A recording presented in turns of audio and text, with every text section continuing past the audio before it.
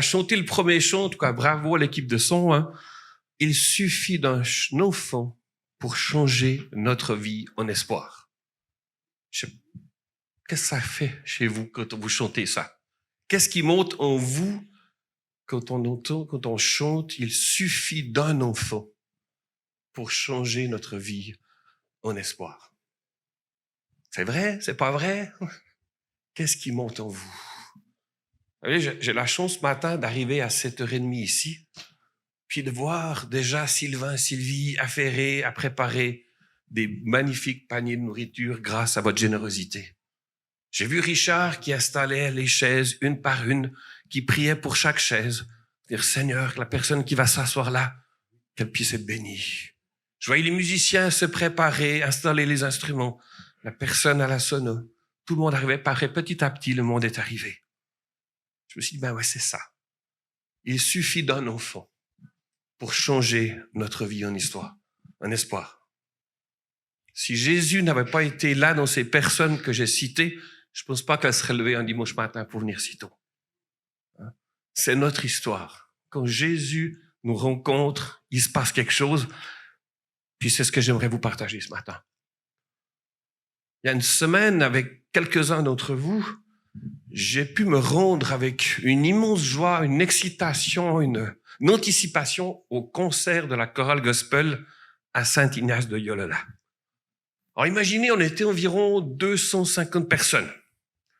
Puis dès le premier chant, j'ai comme été saisi. Encore une fois, imaginez, un public que je ne connais pas, très peu, 5-6 personnes, mais ce public est debout, en train de battre des mains, de chanter « Je chante, car tu es bon. Je danse, car tu es bon. Dans mes sombres nuits, ta splendeur m'éblouit, ton amour m'émerveille. » J'ai dit « Waouh !» C'était pas seulement pour écouter Louis-René, Normand, Johan, Chantal, Caroline, mais elle n'est pas là ce matin, puis d'autres, Louise, Dominique, qui était absente ce jour-là, mais j'ai dit, waouh, que c'était beau. Ben, je me suis questionné, après ce premier chant, mais je suis où là? Qu'est-ce qui se passe? Qu'est-ce que Jésus est venu faire de bon dans la vie de ces 250 personnes que tout d'un coup, premier chant, il se lève? Parce que dehors, je ne sais pas si vous vous souvenez, dimanche passé, mais c'était la première grosse tempête de neige. Dans la salle, par contre, je ressens la confiance, la paix, la joie. C'est beau, c'est authentique, c'est profond. Il suffit d'un enfant pour changer notre vie en espoir. C'est un petit peu ce que j'ai partagé cette semaine aux Amis de l'Arche. J'ai le privilège, les mercredis matins du mois de décembre, de leur préparer le temps de Noël. Je leur ai dit, mais Noël, vous savez, c'est bien plus grand qu'un petit Jésus dans une crèche. J'aurais posé cette question, puis je la pose toujours, mais qu'est-ce que Jésus est venu apporter pour que nos calendriers parlent d'un avant et d'un après Jésus-Christ? Qu'est-ce que ce petit bébé a fait? On est dans notre série de Noël. Prénatal, périnatal, postnatal. Et aujourd'hui, nous sommes dans le temps de la périnatalité. Alors, qu'est-ce que ça veut dire? Parce que j'ai dû me chercher dans le dictionnaire. On trouve cette définition pour le mot périnatal. C'est un temps plus ou moins long pour adopter le bébé, pour se préparer à une naissance, pour accueillir tous les changements qui vont venir avec l'enfant. C'est un temps pour s'adopter comme parent. Parce qu'il n'y a pas seulement un bébé qui arrive, il y a tout d'un coup le papa, la maman vont découvrir une nouvelle vie. Il faudra s'adapter. Puis c'est un temps aussi pour adopter la nouvelle famille. Parce que déjà, quand on passe célibataire à marié, c'est une étape, mais de marié à parent, d'un enfant, 2 enfants, 3 enfants, etc., ça change. Périnatalité, c'est tout ce qui tourne autour de la naissance. C'est souvent un temps pour les parents d'annoncer la venue d'un futur enfant. Je me souviens très bien, la première fois que j'ai téléphoné à mon papa, « Tu vas être grand-père ». J'étais fier. Il y a quelque chose qui est là. C'est un temps pour certains qui est, je dirais comme un défiant, stressant, joyeux, mais parfois aussi douloureux, quand on perd un enfant qui n'arrive pas à terme. Moi, je sais que plus d'une fois, quand Patty était enceinte de Audrey, la première enfant, j'ai pleuré. J'ai dit, comment est-ce que je vais être papa? J'avais peur. Mais en même temps, je me réjouissais. La maman, quand elle est enceinte, elle vit plein de bouleversements physiques, psychologiques. Le papa, souvent, lui, il a plein de questions. Puis les parents, ils doivent changer leurs priorités. Parce que dans l'agenda, tout va bousculer. Tout sera différent. Donc, périnatalité, ça signifie un temps autour de la naissance. Tout change. Tout devient différent. Tout se calcule, tout se prévoit, tout, on essaie d'anticiper. Un bébé va arriver. La maman, elle commence à sentir que ça bouge dans son ventre. Le papa, lui, il brille comme un sapin de Noël, non? Il est excité, mais il peut pas faire grand-chose. Il fait de son mieux. Une chose que le papa fait très bien, c'est que lui, il mange pour 2 personnes.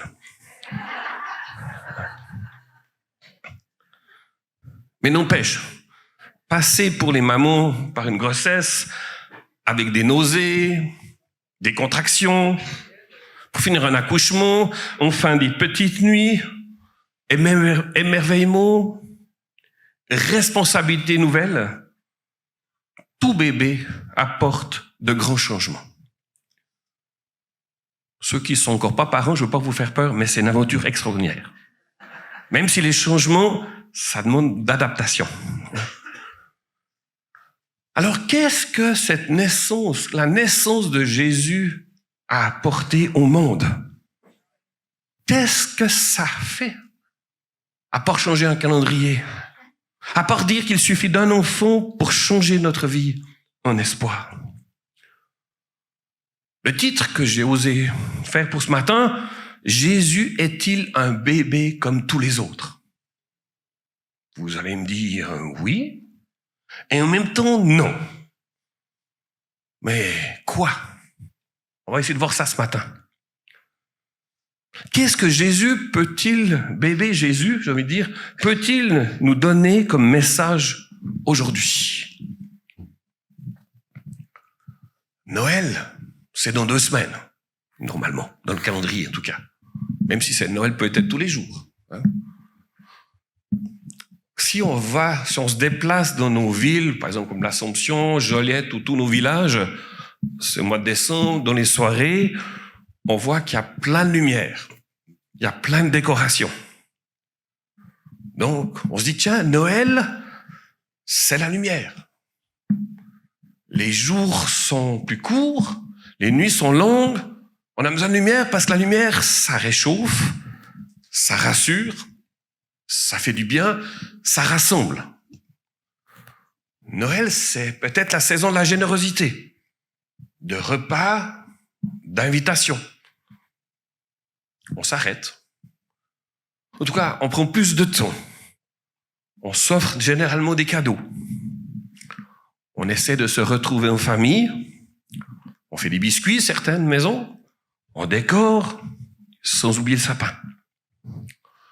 Mais c'est aussi, pour beaucoup, une saison de stress, de souffrance parfois. Ah, famille, moi, c'est pas ça. Ah, moi, je suis loin de ma famille. Moi, je suis un immigré, je comprends pas tout encore ici. Ah, c'est peut-être ce qui manque dans certains. Puis si on va dans des magasins, comme je l'ai dit dimanche passé, on fabrique, on descend des couronnes de l'Avent. Puis sur cette couronne, j'aime bien parce qu'on met 4 bougies. Une bougie pour chaque semaine. Donc chaque semaine, chaque dimanche qui précède Noël, on allume une bougie de plus. Puis plus on approche de Noël, plus il y a de la lumière. Donc je l'ai dit avant, la lumière c'est le symbole de Noël qui s'approche. Lumière qui apporte espoir et paix.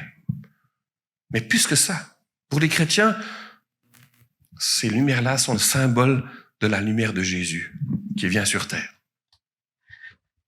Alors ça veut dire quoi se préparer à Noël? Ça veut dire quoi cette péréternité?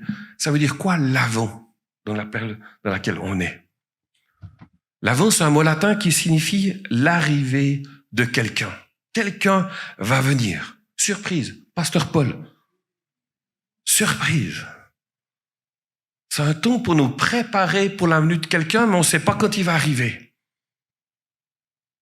Est-ce que cette année, que je sais que c'est Noël, c'est le 25 décembre, ça n'a pas changé de date depuis bientôt longtemps, mais est-ce que je me prépare encore à une surprise?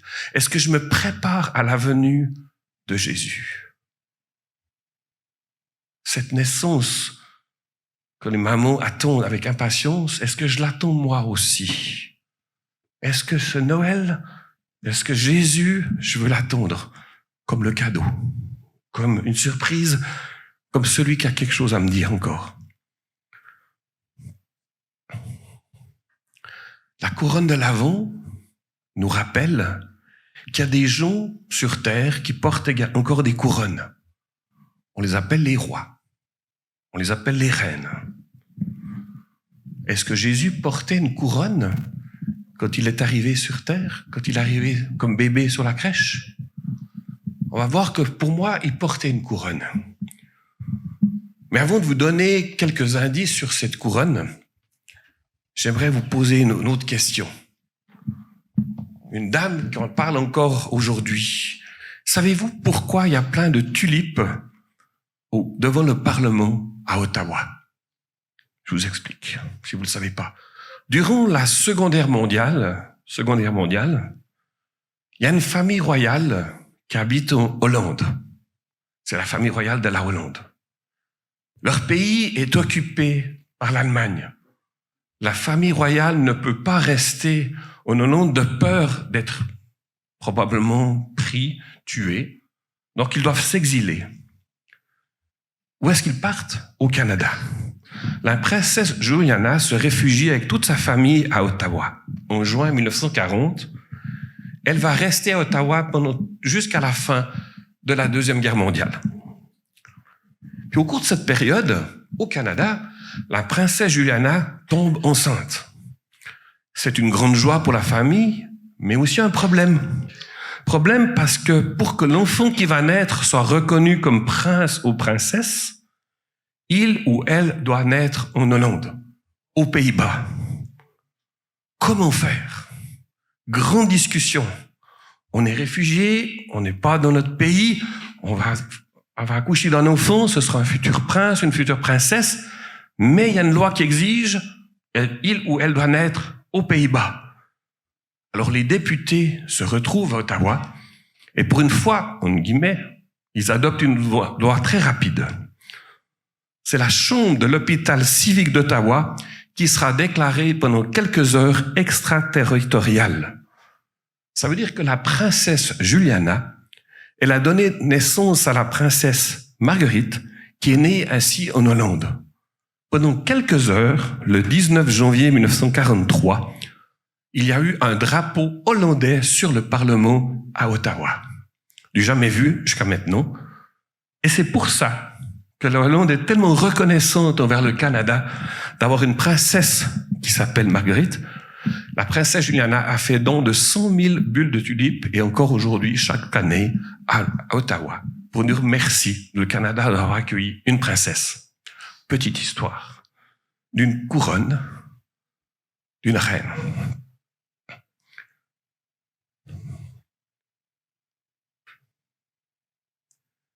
Quand Dieu a vu que Marie était sur le point d'accoucher,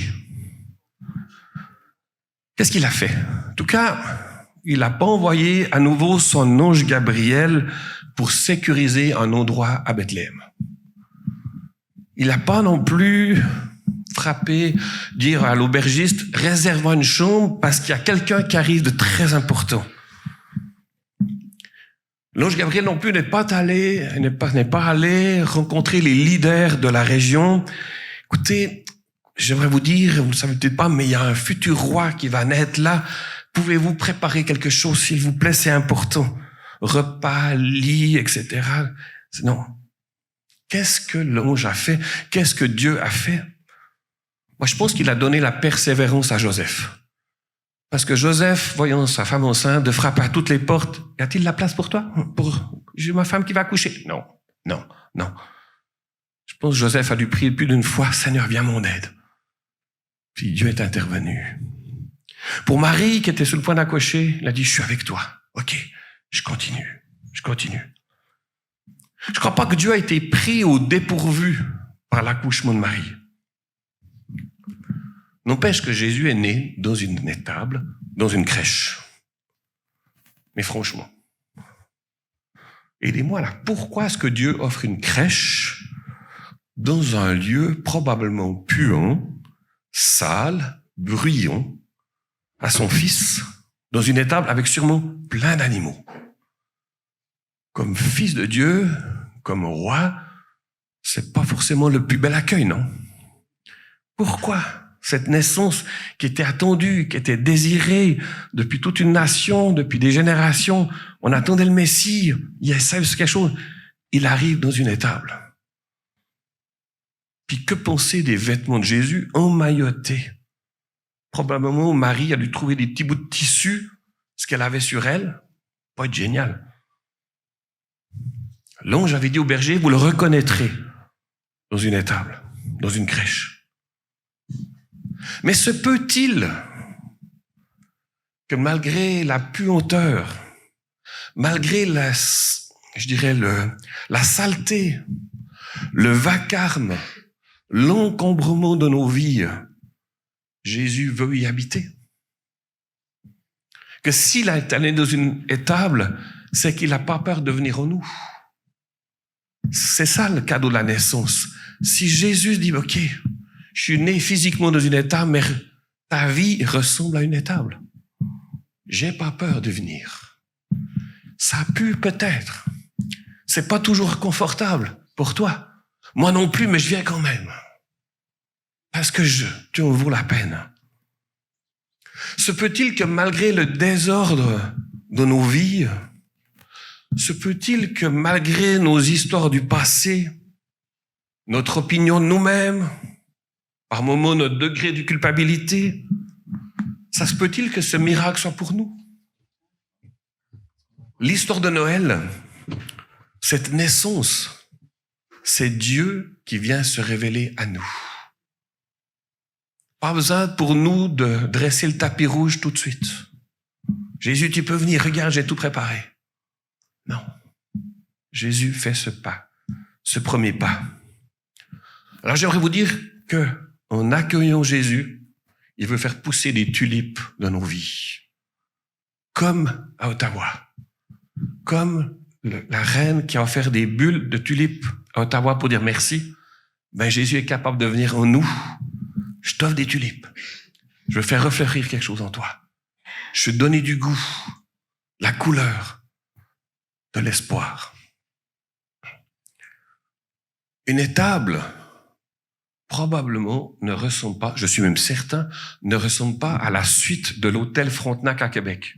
Je suis jamais allé, n'empêche. Mais je pense que c'est pas la même chose.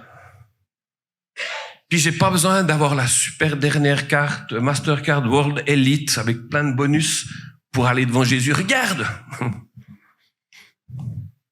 Puis je dois pas non plus réserver des mois à l'avance pour avoir un rendez-vous. Marie l'a dit, puis je pense qu'on peut le dire nous aussi, que Jésus, c'est le plus beau bébé du monde. Lui, il a enlevé sa couronne de roi pour nous rejoindre dans notre humanité. Il est d'accord de nous recevoir dans une étable. Il veut commencer une histoire nouvelle en nous. Il nous rejoint dans encore notre insécurité, parfois dans nos dépendances, dans nos regrets, dans nos anxiétés, dans nos occasions manquées, dans nos faillites, dans nos peurs concernant l'avenir. J'ai lu quelque part que Dieu ne nous a pas créés avec des muscles pour porter l'inquiétude et le regret. Ça m'a plu, ça. Peut-être parce que je manque un peu de cardio, mais j'ai pas besoin de porter des muscles, d'avoir des muscles d'inquiétude et de regret. Le cadeau que Dieu nous offre au travers de sa naissance, la naissance de Jésus, c'est la permission d'aller vers lui. Et de lui demander, mais peux-tu porter cela? Puis sa réponse va être toujours, volontiers, j'attendais que tu me demandes, tu sais Laurent, c'est trop lourd pour toi, moi je l'ai fait pour toi, c'est pour ça que je suis venu. Le muscle qu'on doit exercer, c'est de nous approcher et non de nous inquiéter. De ne pas baisser les bras, mais d'ouvrir nos mains et de lâcher prise. Je viens devant toi, je te donne, j'en peux plus. C'est le cadeau de la naissance que Jésus nous offre. Et ceci sera pour vous un signe.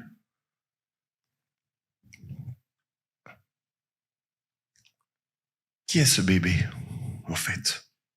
Qui est-il? Vous trouverez un nouveau-né emmailloté et couché dans une crèche. Waouh, c'est notre roi. Comme ça, tout petit. Oui, ce sera un signe. Dieu a créé les extrémités de la terre, en même temps, il fait grâce aux humbles. C'est un paradoxe, hein? Très, très, très grand, en même temps, il sait s'approcher. Il habite une lumière inaccessible parce que je peux pas aller comme ça. On ne peut pas aller dans sa présence. Même ceux qui ont le cœur pur le verront. Le cadeau de sa naissance, c'est ça qu'il nous offre. Terrible de tomber dans ses mains, en même temps, ses compassions s'étendent sur toutes ses œuvres.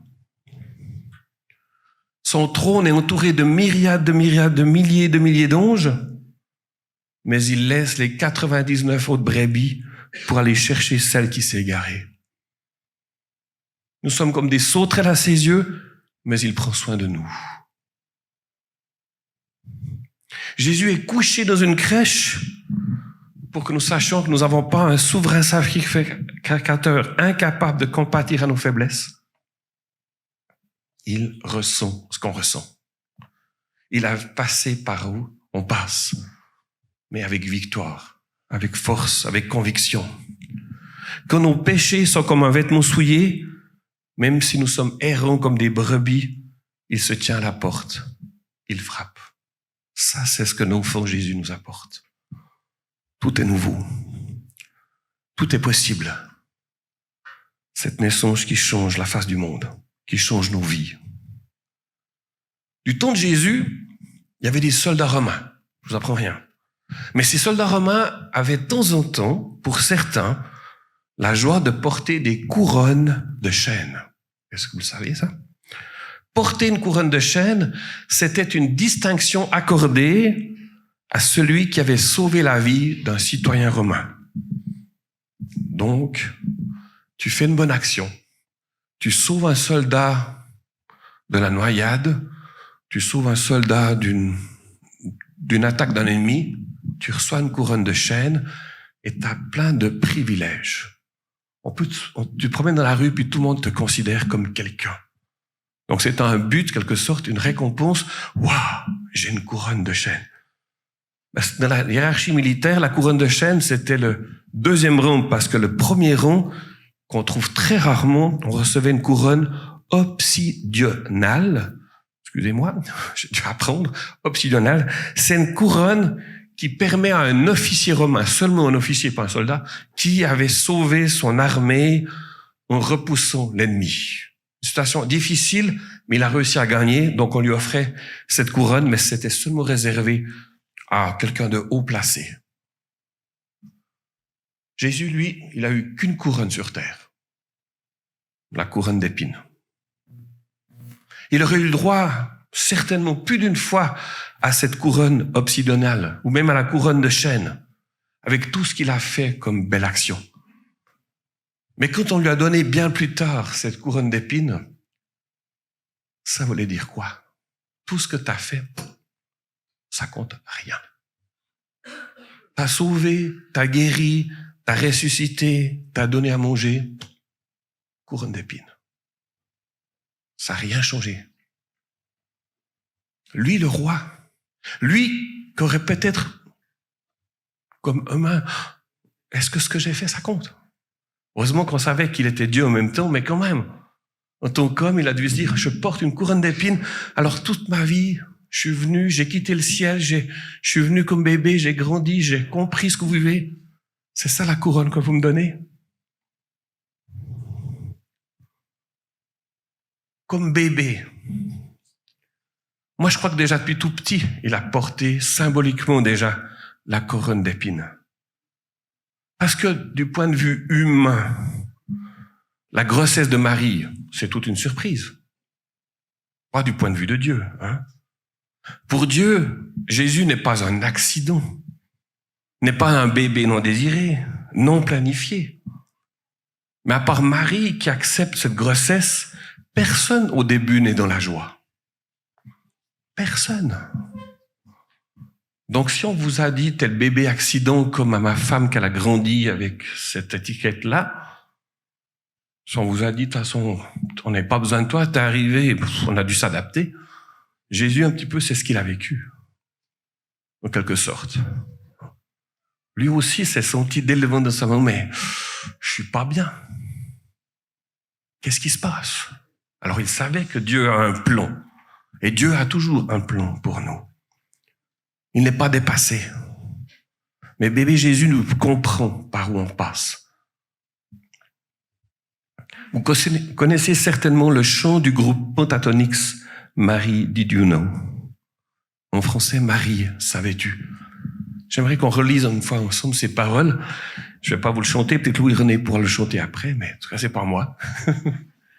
Marie, savais-tu quand un nouveau-né marcherait sur les eaux? Marie, savais-tu que ton nouveau-né nous ferait naître à nouveau? Naître à nouveau. Peut-être s'arrêtons-nous dans ce temps de Noël, ben oui. Avant Jésus, ma vie était ça. Maintenant, depuis que je connais Jésus, ma vie est devenue ça. Je veux lui dire merci.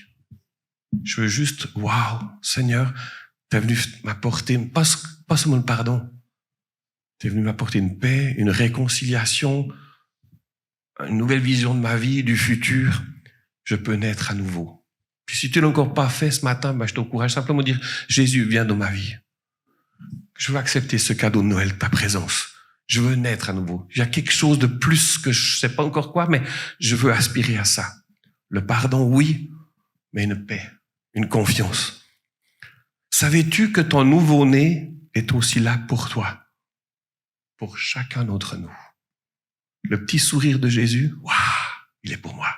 Le grand Jésus, waouh, il est encore pour moi. Il est là pour chacun de nous. Là où tu es. Dans ton travail, dans ton couple, dans tes études, où c'est stressant, il est là pour toi. Que cet enfant dans tes bras, un jour, te sauvera. Ça me dépasse que notre Sauveur est devenu un tout petit, faible, fragile, dépendant. Mais pour nous comprendre, pour nous dire qu'il nous aime, puis qu'il veut nous sauver complètement. Puis sauver, c'est pas seulement un ticket pour le paradis, c'est fini. C'est aujourd'hui qu'il nous transforme, continuellement. Savais-tu que ton nouveau-né enseignerait les sages? Tu te poses des questions, ouvre ta Bible. Sa parole est encore là aujourd'hui, par son esprit. Il va nous enseigner. Des questions, des doutes, cherche, ouvre, il va t'enseigner. Savais-tu que ton nouveau-né calmerait les orages? Je sais pas si je vous l'ai dit à vous, mais quand ma grand-maman m'a offert ma première Bible quand j'avais 9 ans, elle m'a écrit un verset « Ne crains rien, car Dieu est avec toi ». Je dis « Waouh, merci ». Quelques semaines plus tard, dans la ferme dans laquelle j'ai grandi, le plus proche voisin est à 2 kilomètres, perdu dans la forêt, mieux des champs. Mes parents me disent « Grand-papa, grand-maman et nous les parents, on va au restaurant. Tes 2 petits frères dorment, ne t'inquiète pas, on rentre plus tard. » Comme aîné de la famille, ouch. Oui, ok, bonne soirée. Il n'y avait pas de cellulaire. Mes parents m'ont pas donné un téléphone dans le restaurant qu'ils allaient parce qu'ils disaient, on ne sait pas où on va, mais on rentre cette nuit. Ils sont partis. Puis ce soir-là, qu'est-ce qui s'est passé? Un gros orage, éclair, tonnerre, seul dans cette ferme. Puis 2 semaines avant, la foudre avait brûlé la ferme de mon oncle. Et moi, j'étais là. Ouf! C'est dur. Faut pas dire autre chose. Mes deux petits frères arrivent tout d'un coup de ma chambre. Laurent, papa, maman sont pas là. On a peur. Moi aussi. Et puis d'un coup, qu'est-ce que ma grand-maman m'a donné? J'ouvre la Bible. Bertrand, Frédéric, ne crains rien car Dieu est avec toi. Ah, bah alors super, ils sont retournés de se coucher. Mais moi j'ai 9 ans, ce que je lis, ça fonctionne. Oh, qu'est-ce qui se passe? Et ça a été tout d'un coup un déclic que dans ce livre-là, il y a quelque chose de bon. Puis bien des heures plus tard, mes parents sont venus, je dormais toujours pas. Mais on dirait qu'il a plu ici, parce que chez nous, on est au restaurant, il n'y avait rien eu du tout. Oui, j'ai eu peur. Savais-tu que ton nouveau-né calmerait les orages? Et je l'ai vécu à 9 ans, ça a été le début de toute une découverte avec Dieu. Savais-tu que ton nouveau-né serait béni des cieux? Quand tu embrasserais son visage, tu embrasserais ton Dieu. Marie, savais-tu que ton nouveau-né est le roi de la création? Savais-tu que ton nouveau-né régnerait sur les nations? C'est pas être conservateur, libéral ou NPD, c'est plus que ça. Il règne, Jésus règne. Savais-tu que ton nouveau-né est infiniment grand? Que cet enfant dans tes bras est le Dieu Tout-Puissant. Waouh, quel chant! Ce chant, en tout cas, me fait penser à un texte de la Bible, à Siméon, l'évangile, dans Luc 2. Siméon, vous le connaissez certainement. À Jérusalem, il y avait un homme appelé Siméon. Cet homme est juste, fidèle à Dieu. Il attend celui qui doit être la force du peuple d'Israël. L'Esprit Saint est avec Siméon. Il lui a dit à l'avance, « Tu ne mourras pas avant de voir le Messie du Seigneur Dieu. » Toute une promesse. T'es là, yes, je vais pas mourir, je vais voir le Messie. Alors je pense tous les matins, est-ce que c'est aujourd'hui? Est-ce que c'est... Je vais pas mourir, mais en même temps, j'ai envie de le voir. Alors Siméon, poussé par l'Esprit Saint, va dans le temple. À ce moment-là, les parents de Jésus amènent leur enfant pour faire ce que la loi du Seigneur demande pour lui. Siméon prend l'enfant dans ses bras. Il remercie Dieu en disant, « Seigneur, merci, maintenant, tu peux laisser ton serviteur mourir dans la paix, comme tu l'as dit. Oui, mes yeux ont vu le salut que tu nous donnes. » Waouh! T'arrives à l'église un matin, poussé par l'esprit, tu prends un bébé, ça y est, c'est lui. Mes yeux ont vu le salut. Tu l'as préparé devant tous les peuples. C'est ta lumière qui te fera connaître au monde entier. Marie, savais-tu? Siméon, mes yeux ont vu le salut.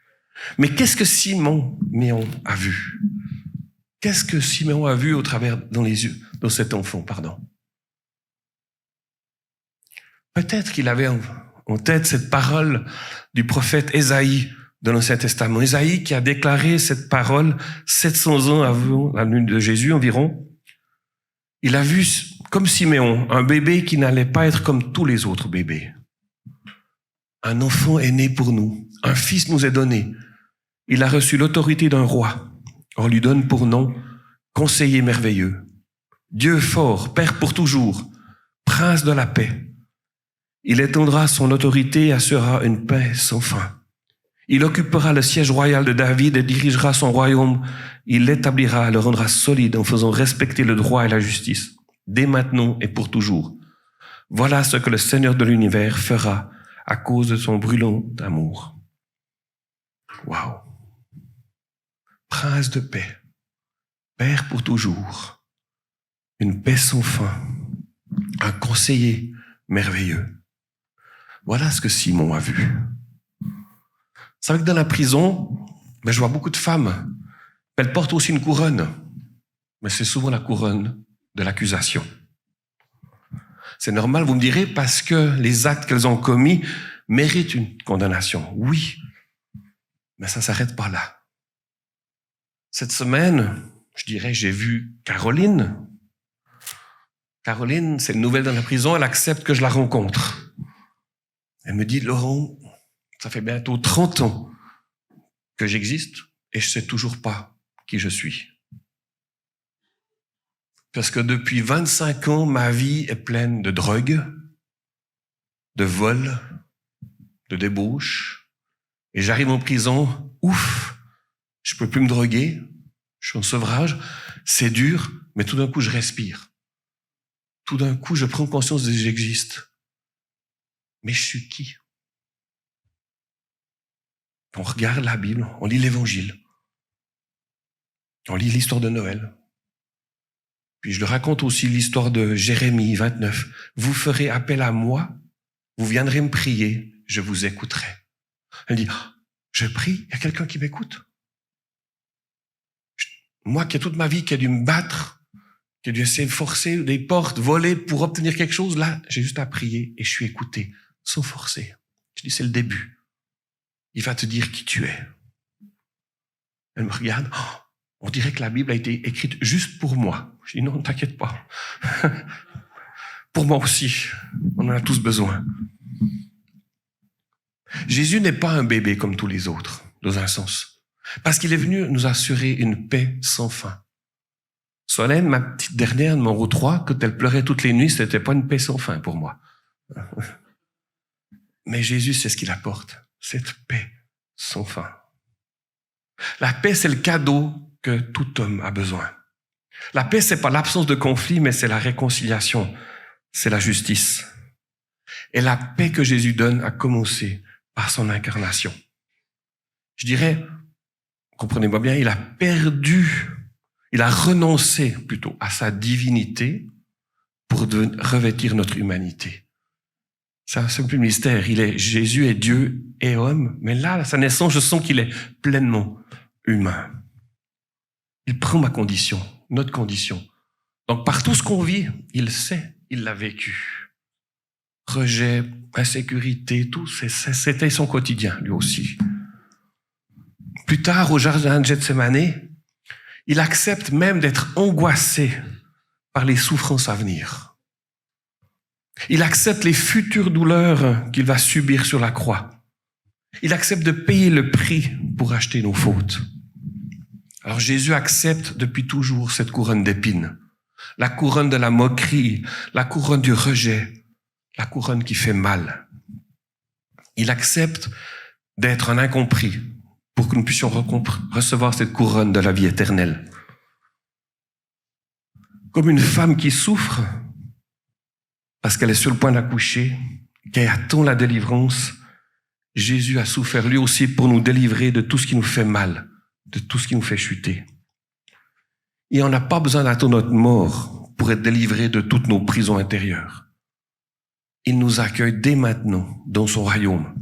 Il est venu nous apporter la paix, le bien-être intérieur, la plénitude, la guérison, la restauration.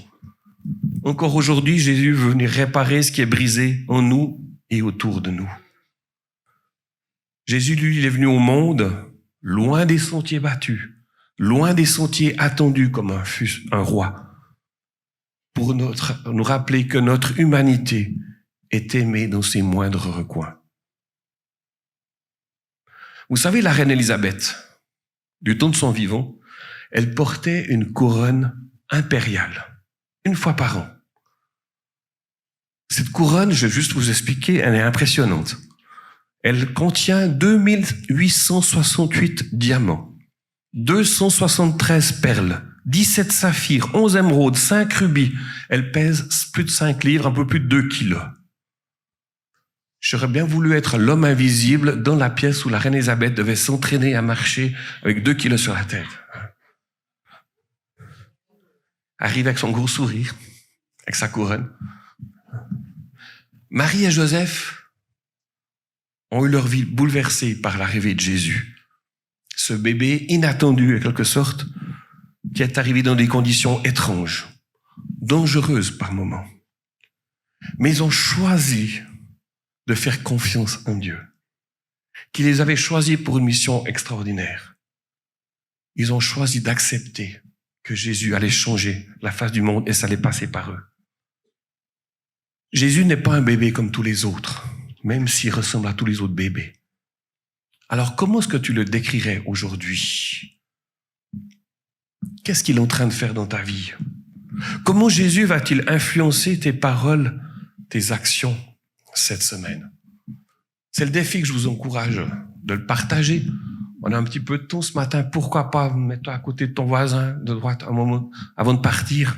Écoute, partage. Qu'est-ce que Jésus est en train de faire dans ta vie? Comment la naissance de Jésus change les circonstances? Prends ton cellulaire, partage-le. Envoie un courriel, prends un café avec un ami. Dieu te fait confiance. Comme il a fait confiance à Marie et Joseph, il te fait confiance. Il te met en route. Et je terminerai par juste une image que j'ai vue à Saint-Ignace, à la fin de la chorale gospel. Je sais pas si Louis René l'a vu, mais quand la chorale chantait, tout derrière eux, il y avait une image d'une croix. C'est la croix de Jésus. Puis c'était intéressant, on voyait Jésus sur la croix, puis juste à côté, c'était écrit en gros, un meilleur avenir pour tous. Waouh! C'est ce que Jésus nous apporte dans ce temps de Noël. Un meilleur avenir. Amen.